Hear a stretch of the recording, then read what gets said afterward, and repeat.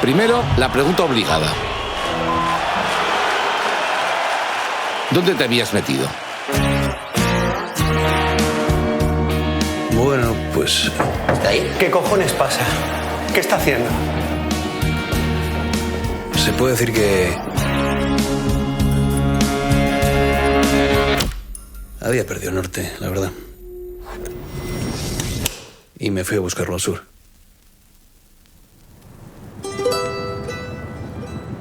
Siempre me han emocionado Yupanqui, Mercedes Sosa. Yo tenía que conocer su paisaje, sobre todo el paisaje humano.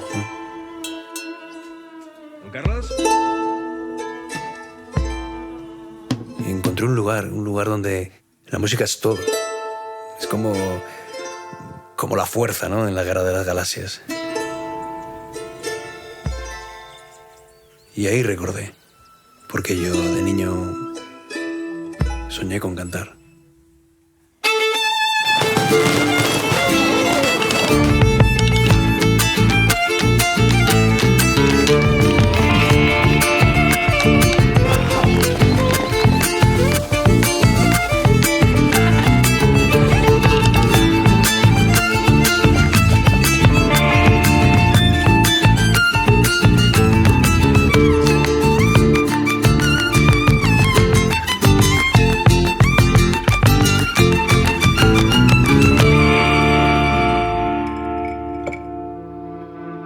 Y bueno, por mi decisión a la vuelta, muchos me han acusado de traidor.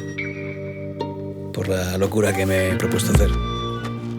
Pero para mí, apuesta por el rock and roll lo que significa realmente es intentar ser cada día un poco más libre.